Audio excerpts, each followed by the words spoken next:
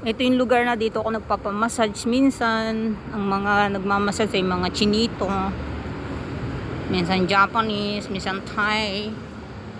Malapit sa Starbucks. Ang mga matatanda rito, kahit matanda na, nagtatrabaho pa rin. Juwatot ko nga, wala nang trabaho eh.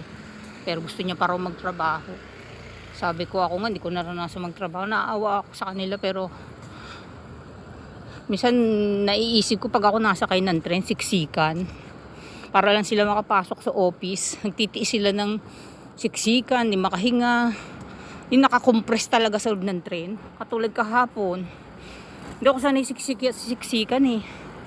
Sabi ko kung araw-araw ko itong ginagawa, baka ako mawala sa sarili. Pero kahapon nagtiis ako kasi importante yung lakad ko kahapon. So